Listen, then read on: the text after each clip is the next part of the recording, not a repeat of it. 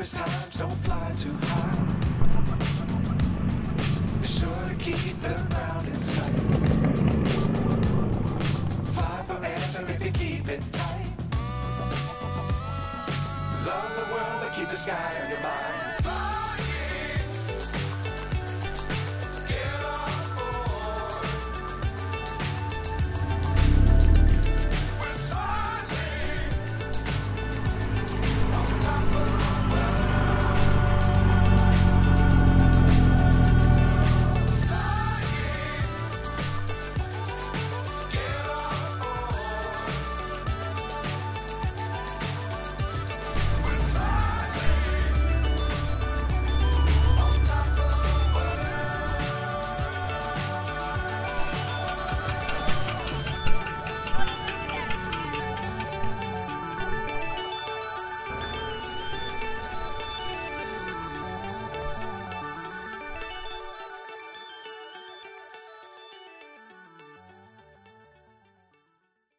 This morning you find me at the Langlands Garden Centre for a classic car show they've got here. But before I get into all the cars, I want to start proceedings off with some motorcycles because it's quite a rare opportunity.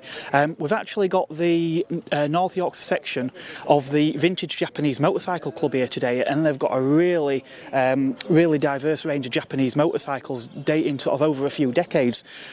Starting with this here, we've actually got a Honda race bike, little 250cc race bike. It's a four-cylinder, not the little straight six, but still a really rev-happy machine. You've got a red line of about 19,000 RPM on that bike. But yeah, really nice to see that. I do recall seeing pictures of the bikes, like when the ones that Mike Halewood was riding.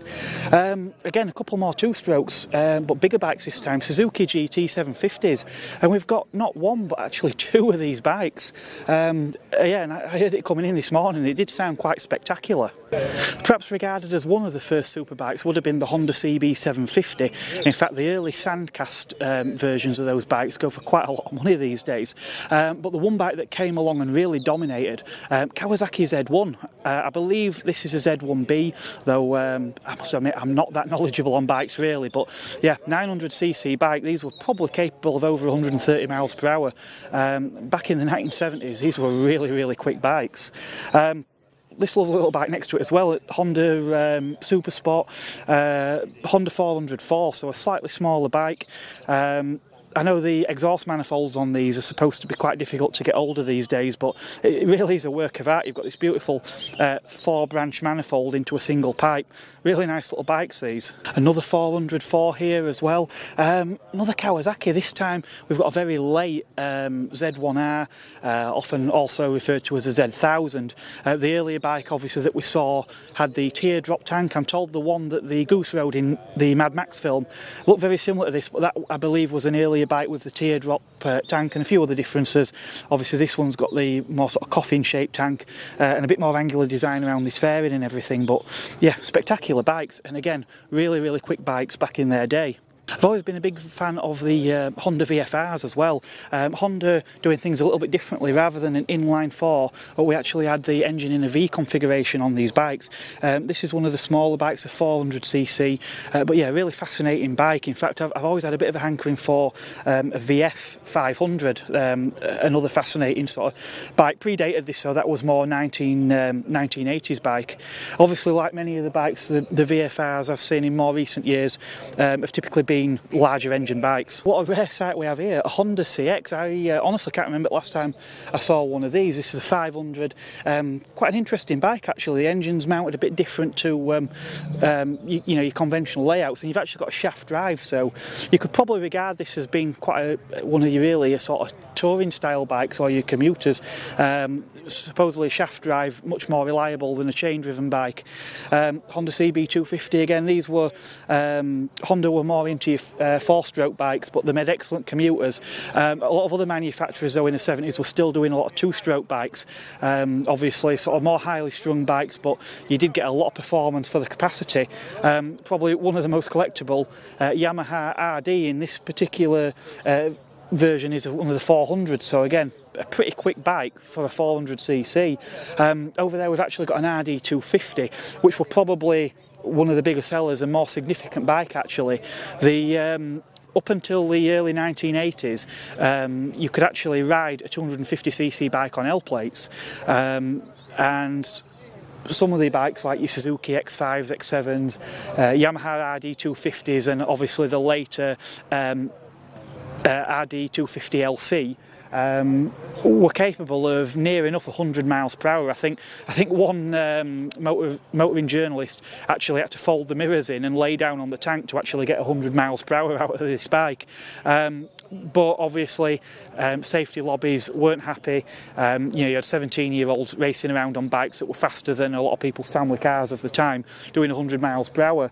And the laws were changed subsequently. And they brought in the 125 law after that, and sadly it was detrimental to the industry. My dad actually worked in the bike trade, and within 12 months of the change in the law, the place he worked at ended up shutting down. Anyway, I can't stand here looking at bikes all day, so we'll resume normal service. There's a really diverse selection of cars actually here today for a show that's not, I wouldn't say really that big. The selection of cars is actually better than many of the shows I've attended to date.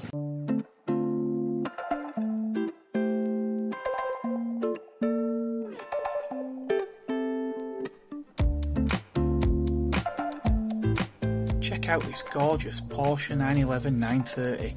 I always remember these in sort of white and red, the really bright cars of the 80s, the poster pin-ups, but in this green it looks really subtle and could be the ultimate sort of Sunday car to cruise around in.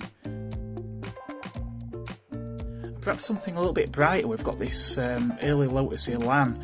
These were great little cars, not especially powerful, but they didn't need to be. They weighed less than 700 kilos, had this really revy little twin cam engine, and independent suspension as well, and all round disc brakes, so a really, really advanced little car for its day.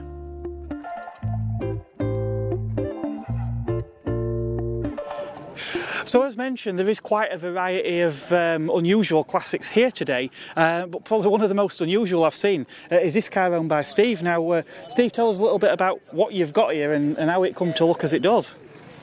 Well, we bought it in an auction in Easingwold in 2010. Right. Just with a view of recommissioning it and maybe selling it. Then one day we were watching TV and there was a trailer run for the Green Hornet movie. And I happened to pick out a certain part of the car that I recognised and realised it was the same car that I got in the workshop. Okay. So it took a few years to put right and do the paintwork on it.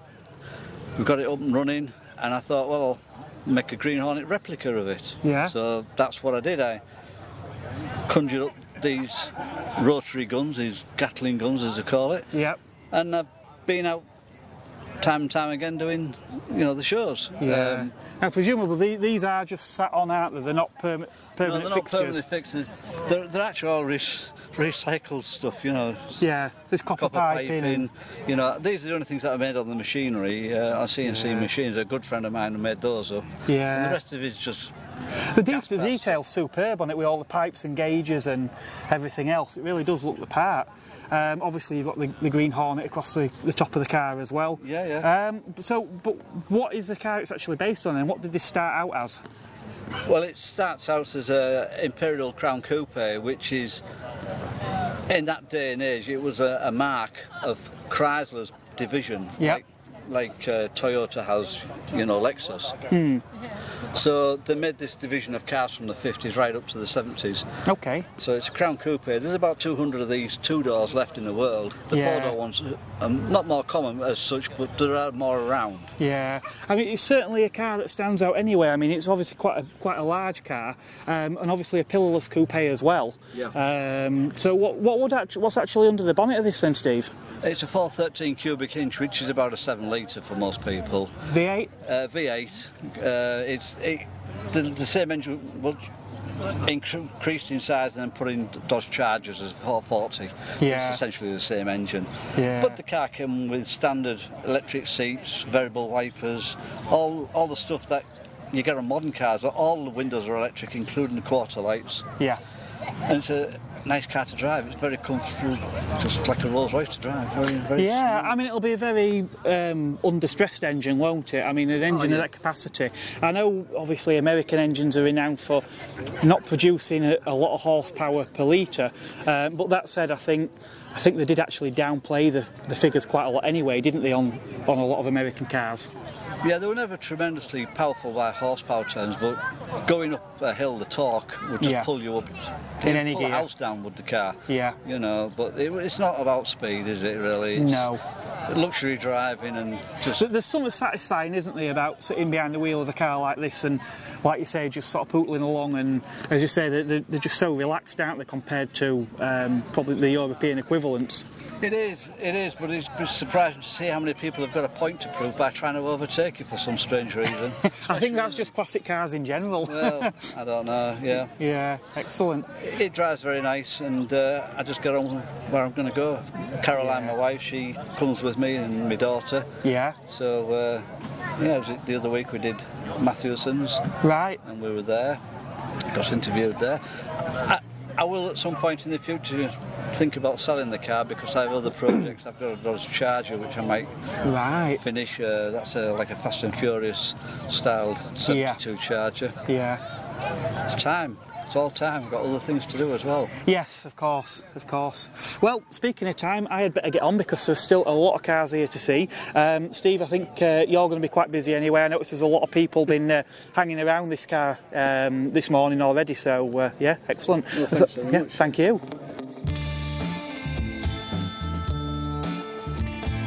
Perhaps you like your Americana, but on a smaller scale. Take something like this Metropolitan, marketed in the UK as an Austin, also marketed as a Nash or a Hudson in the United States. Or maybe you would prefer something that was perhaps popular in the US, but with a slightly more European flavour. Well, there's plenty of VWs on show as well.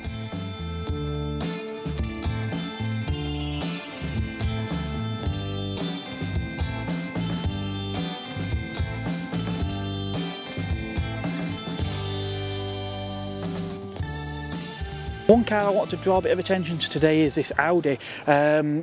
Obviously an Audi coupe, but what really struck me about this car is that it's not a Quattro. It's also not got the 5-cylinder 10 or 20 valve engine. What you've actually got in this car is a 4-cylinder 1.8 litre engine with about 112 horsepower. You really don't see as many of these. I think again the Quattros are the ones everyone sort of wanted and got saved, but I think these are still great looking cars. Obviously this one registered 1989, so probably one of the later examples, but yeah, really great to see that. Also rather taken with this at Riley 1.5. Last year I did feature one of the larger Rileys, the Pathfinder. Riley was a bit like with your Woolses, it was one of your slightly more premium marks, but yeah, the Riley 1.5 is probably one of the smaller cars, but certainly not the smallest, because over there's actually a Riley Elf, which was the posh booted version of the Mini. So yeah, got plenty of those out today. All the shows I've been to, here's a car that I have actually never ever seen. Ford Console Classic. I believe these slotted in somewhere between the Ford Anglia and your larger sort of Zephyr and Zodiac models. Apparently, I think these may actually be the forerunner to the Ford Cortina, but it's a stunning car. You can definitely see elements of the Anglia design in that steeply raked rear glass. But yeah, even at this front end, it's quite a unique looking car. Really stands out with the crowd, doesn't it? If the Riley Elf was the posher version of the Mini, then surely the Mini Mo must be the most utilitarian. Yeah, I imagine these probably work quite well in warmer climates as little runarounds. Probably not quite so good for the inclement British weather though, but yeah, it's great to see this one. It's a long time since I've actually seen one of these. They used to pop up quite a bit in things like the mini magazines I used to read a couple of decades ago. There are cars here today that the respective models have been in development for many years, but that are actually quite late examples, like the Mini Cooper Sport behind me, which is a really late one. A car that's probably a comparable age, something that looks a lot more modern, like this Volkswagen Golf. The reason I wanted to actually single this particular one out is because this is one of the convertible versions. It's actually what's known as a Mark 3.5.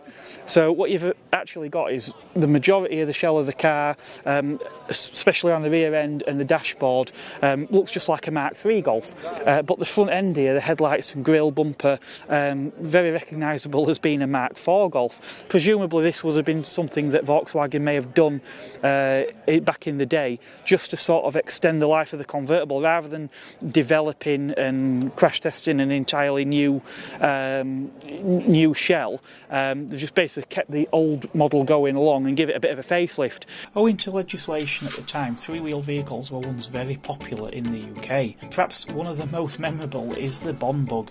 This really does look a space-age little vehicle, which is hardly surprising really, as designer Tom Cairns actually oversaw design and production of Luke Skywalker's Land Speeder, which was actually built upon the chassis of the Bond Bug. There's a car here behind me that I spotted at another show recently, but didn't manage to make the time to actually speak to the owner.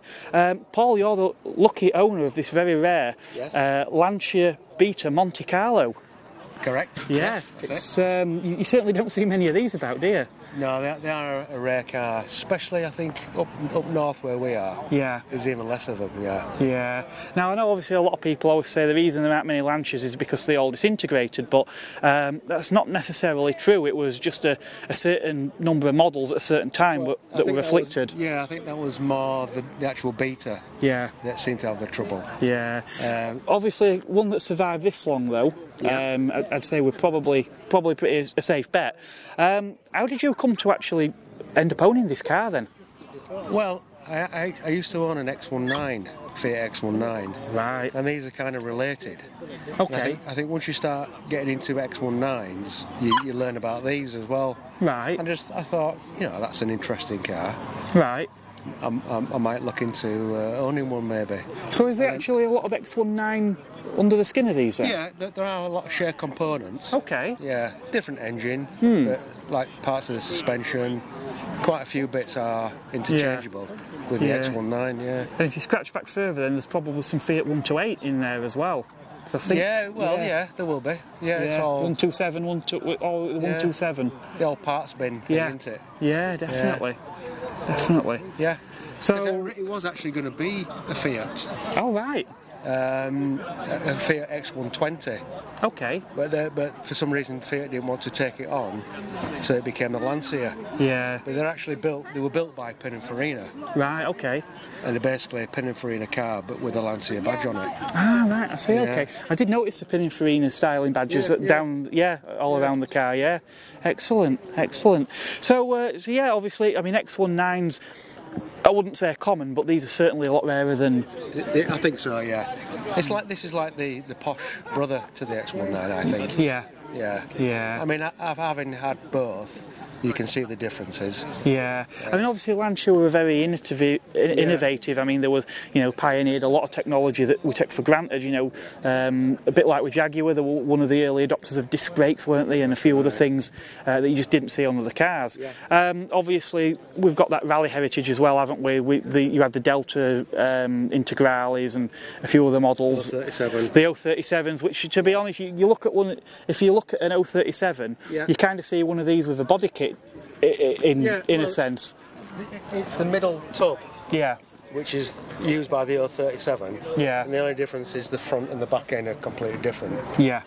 It's just the middle section of it, yeah. Yeah, but I mean, I've got to admit, this is really does look in fabulous condition. And when we had a chat earlier off camera, we were saying it's nice to. I think I've had one other on the show before, which was a resto mod. But to see one as original as this as well is really nice. It is very original, this, yeah. Which is how I wanted to do it. Yeah. Even the colour, because when I actually got the car, it was one of those looked all right from 20 yards away. And once you got up to it, we started to see problems with it. Yeah. And it was bright white. Right. And I just thought that was the colour. Yeah. But only by going through the restoration process, tracing the proper colour, it's come out as this, which is like it's a creamy off white. Yeah, it does look good though, and yeah, it did. I mean, you do sort of see sort of 70s, 80s Italian in that colour, and the interior as well. I mean, those seats look fabulous, don't they? Yeah, all original. Yeah. Yeah. And I think the colour suits the colour. Yeah, definitely. Of the car itself, yeah. Definitely. Well, it's been great having a look at this one. I certainly haven't seen one for a while, and I do appreciate how difficult it is to keep cars like this original, because getting hold of the parts, it's just they're unobtainable. A lot of parts, aren't there, for these? Yeah. That is the problem, yeah. Excellent. Well, thank you very much. Yeah, it's a pleasure. Excellent. Yeah, all right. One car from the 1990s I must admit I'd completely forgotten about is the Quantum H4. Eagle-eyed among you will recognise that dashboard and these tail lights, because this kit was based upon the humble Mark III Ford Fiesta. Quantum had based previous generations on Fiestas as well. I'm told by the owner of this vehicle that despite its humble underpinnings and the fact that the roof has been cut out, the car actually does still drive very, very well. The roof design of the car is very similar to that actually of the Suzuki Cappuccino, with a removable panel on top and then a rear glass that actually drops down into the body of the car to make a full open top roadster. There seems to be a bit of a misconception that classic cars have to look like they've just come out of the factory, if not better, and that classic cars have to be expensive. Strange phenomenon actually. Old Fords in particular seem to be worth quite a lot of money these days for cars that weren't necessarily expensive back in the day. Which brings me to this car behind me, Escort Estate. Now again, these are quite sought after vehicles now and can fetch quite a bit of money, and as a result a lot of them are pretty pristine. But the car behind me here, this actually looks more like how I remember these looking back in the day. Cars back in them days did suffer from rotting out quite quickly. It was just a pretty common thing with any car of that era. And when they got older, people would maybe go to a scrapyard and get another wing if one had been damaged or if it had corroded, and the colour of the paint necessarily wouldn't match up perfectly. And it's just what people did, and you would make do and mend, and do what had to be done to keep the car running. This particular car has been brought back on the road using some parts that have been foraged that were lying around, some of which weren't even from a Ford Escort. So yeah, it's really great. This is a car that is here today that otherwise probably wouldn't have been. Far better to see it here in this state than for it to be sat in a scrapyard somewhere. But anyway, from one Escort estate now onto another one that is in a little tidier condition. So you do often see a few Mark I Escorts at classic car shows. Occasionally you even see some Escort estates. But one car I have here behind me is a real rarity, because this was one of 3 Mexico prototypes. Rob, really fascinating history with this car. Yes, it was Rod Mansfield who commissioned the cars, 3 cars in 1972. Where one returned later on in 74 and was turned into a Harris 2000. It's at Stamford Bridge at the moment, being restored. Okay. When the Suez Canal and the 3-day week arrived, the Fords pulled the plug and Rod Mansfield convinced AVO to let his sister have it as a prototype. And she had it for 4 years, then offered it to Bewley, and they declined. And John Arthur Hitchens, that worked with Rod Mansfield, who helped to design the Cosworth 500, he took it from 40,000 up to 100,000 and packed it up, and that's how I bought it off. Right. And I spent 15 years restoring it back to its originality. Yeah, I noticed, Rob, obviously you've got the photograph in the window on the other side of the car, and obviously when you got the car it didn't look like it looks now, did it? No, it didn't. It was an estate in an estate. Yes. Yeah. I have a picture of the car like it was before I started it. Yeah. Yeah. So yeah, obviously the car were a bit rough, but like I said, to all intents and purposes, I mean, it certainly looks the part now, but like I say, it's not. It's just to clarify, this is not an estate that's been converted aftermarket. This is an original, genuine one of only 3 prototypes, Yeah. and out of the original 3, another was converted to an RS 2000 prototype, wasn't it? That's correct. Yeah. Yeah. As I say, it took 15 years of hard work to get it back to its original state. Yeah. And it's driven to events and not trailered. Yeah. It is used. Yeah, I mean, at the end of the day, remember the Ford Escort, it was always an everyman car. They were designed to be used to do, daily life, weren't they? To go to the shops, to go to work. Yeah. And I'm sure they're every bit as capable, if they're looked after, they're every bit as capable of being driven now as they always were. Yeah. Yes, that's right. I've had a Mark I Mexico saloon since 1974. I had a Mark I column change Cambridge. To go from a Mark I column change Cambridge to a Mexico saloon was a big transformation, because when you were 25 your insurance was cheaper. Yeah. Yeah, they always used to say the magic number 25, wasn't it? Yes, made a that's right. difference, yeah. And I've done 200,000 miles in the saloon, pulled a caravan, and I've still got the car, and it's still goable. Yeah. Yeah, Well, that's and it's in excellent. Daytona yellow, same as the estate. Oh, right, okay. Yes. So they must look really grand parked up side by side then. That's right. Yes, yes, I have quite a big man shed. Yeah. And over the years, I've gathered a lot of spares up for the cars as well. Yeah. Excellent. I've got an RS 1600 BDA, which I hope to be doing later on, if I live long enough. Well, with a bit of luck, maybe one day I'll see you with that one at one of the shows then. Yeah. Hopefully, yes. Yeah. Smashing. Right, well, thank you very much, Rob. That's you. excellent. Cheers. Thank you. There are some cars here today that I'm not even going to pretend to know anything about. Cars like this stunning Allard behind me. Probably one of the oldest cars I've seen here today. 1904 Wolsey. The attention to detail on this car, it's just exquisite. It really is something to behold. But as I say, definitely not something I really know anything about. Now, I do love to see a good Volvo P1800. I've featured the odd one on the channel before. P1800 ES version here, so that's really, really nice to see. Bonder Keep, I've seen a few of these recently. A car that had kind of been off my radar a bit before, but the more I see them, the more I'm starting to really, really like these cars. Obviously, they did a few different versions and facelifts at the time. Obviously, there were convertibles as well.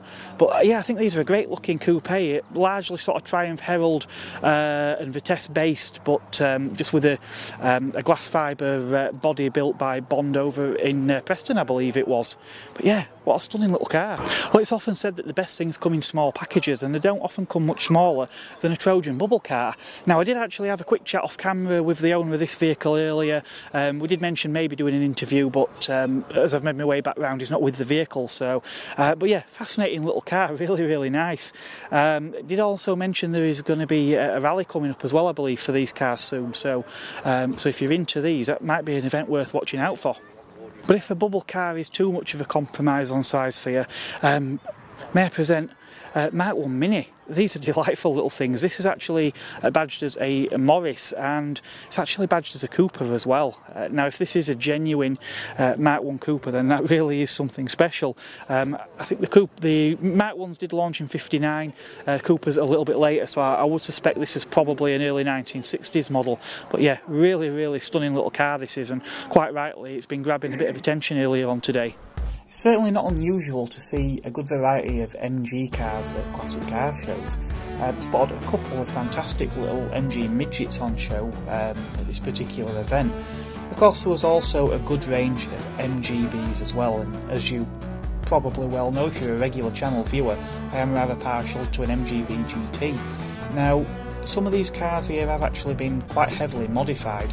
I am a big fan of cars that are sort of more standard. However, MGBs are so plentiful, in fact people have even joked you can probably buy enough spare parts to build an MGB from scratch these days. So I certainly don't have a problem with seeing a few that have broke the mould a little. This last one in particular, you'll know actually has an engine from a BMW in. It'd be interesting to know how that drives compared to a standard MGB or the modern cars that the engine has come from. Back in the day, Vauxhall's tiny Chevette was a very common sight on Britain's roads. You did see them pretty much everywhere. One model you probably wouldn't have seen though was the HS. You're the proud owner of this stunning HS.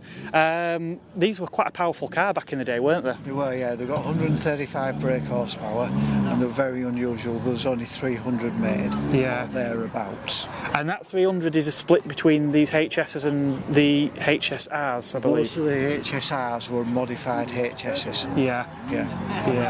And we've got, did you say, is it a 2.3? 2.3. 2.3, and it's a 16 valve as well, isn't it? Valve, yes, it is, yeah. Yeah, I mean obviously a 16 valve engine in a car like this back in the day, and like I say 130 horsepower, I mean these were serious, these were quick little cars, weren't they? They were a quick car, yeah.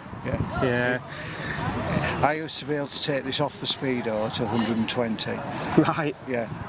I don't do it anymore. No. Because obviously they're a very fragile engine. Right. And nowadays I feel they need to be looked after rather than ragged about. Yeah, and like I said, they definitely wouldn't have been such a rare thing. Now obviously for a lot of younger viewers, you may just about remember the hot Vauxhalls of the 1980s, the GTEs and things, but these sort of predate the GTEs, don't they? Yeah. So this is a 79. 79. Yeah. They only made them. I think it was 2 or 3 years they made them for. Yeah. And then after that, obviously, you went to the Astras, etc. Yeah, of course. Well, that's smashing. Thank you very much. It's been great looking at this one, Terry. Thank you. All right, mate. Cheers. Thanks very much. Take care. And the HS isn't the only interesting car that Terry's fetched here today. Austin A35. With a Healy Sprite engine in. That's certainly an interesting car. One that really caught my eye though is this beautiful little Fiat. This is a 850 coupe, but what's really remarkable about this one, apparently, I didn't know, Fiat made the engines actually spin the opposite way to what an engine would normally spin in a car. Not entirely sure why that may have been. One suggestion is that it was done to deter people from removing the engines and putting them in other vehicles. But this one has actually had an Auto Bianchi engine fitted, and obviously Terry's had to modify the engine to make it spin the opposite way to make it compatible with the vehicle. But yeah, that's a great little car, and again one that you really don't see. I think the last 850 coupe I saw was probably at a dedicated Italian car event, so really impressed to have seen that car here today. Some cars like this Jaguar XK were beautiful cars from the moment of conception and seem to get better and better with age. Now the later E-Type Jaguar, it is said that Enzo Ferrari remarked on as being the most beautiful car in the world.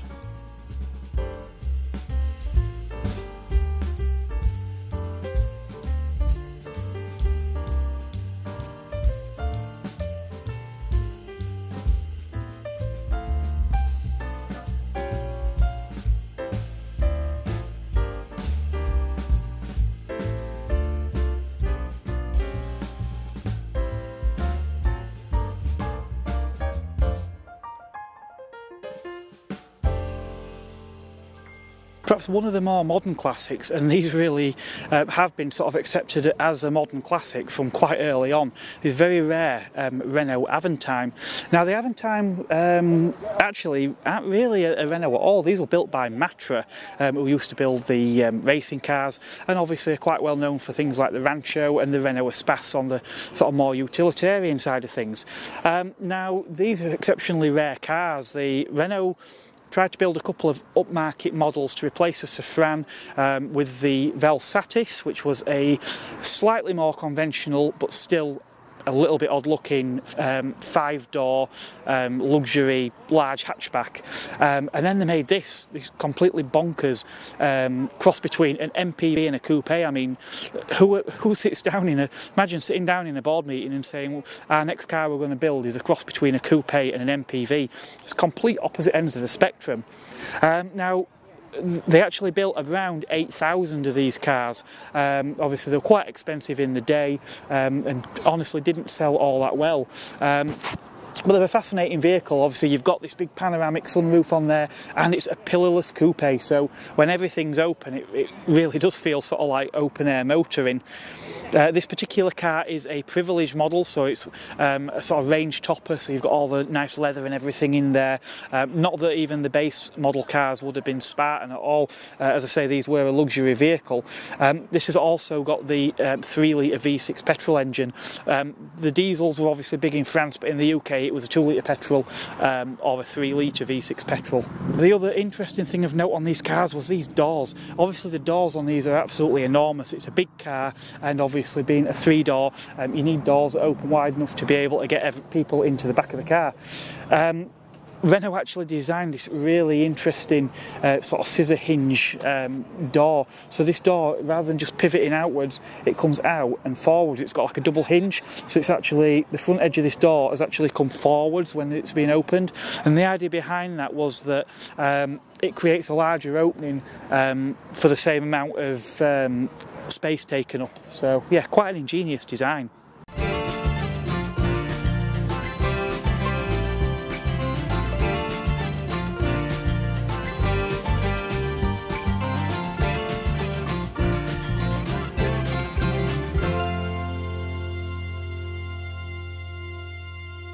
In Britain, the good old Land Rover is almost part of our institution. We've got a really nice one here. This is actually a Series 2 Land Rover.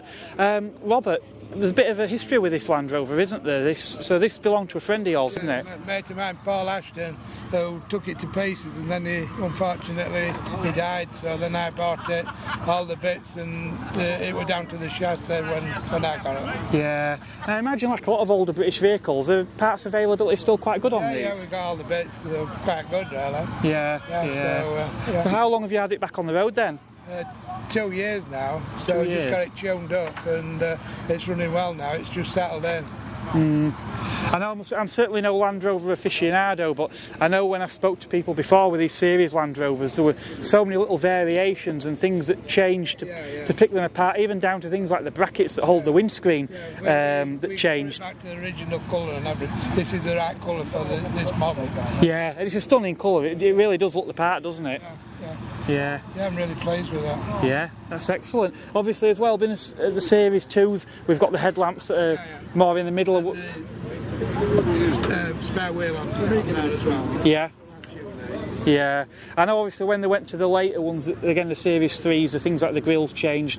Eventually the headlights found their way out to the sides, didn't they, on these. But as I said, there are so many variations, and even things like the wheelbases. I think the early cars grew from about 80 inches to sort of towards 90 inches on the later vehicles, didn't they? So it's a short wheelbase. Yeah, excellent. Well, that's great. Thanks very much for letting us have a look. And it's always nice to hear a story, a vehicle with a bit of history. Yeah, excellent. Thank you. Cheers. The entry-level Porsche 924 certainly wasn't the first joint venture between Volkswagen and Porsche.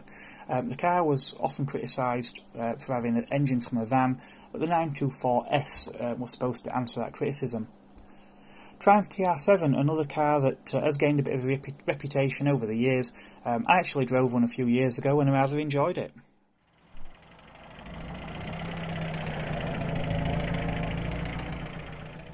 There's been a great range of vehicles on display here today. Things like this wonderful Bond bug behind me, for example. Again, some stuff that you see quite regular, some stuff you just never seem to see at all. A few cars arrived a bit later as well that I've missed when I've been around earlier. Things like this magnificent Saab here. I don't know where I'm going to be at for next week yet.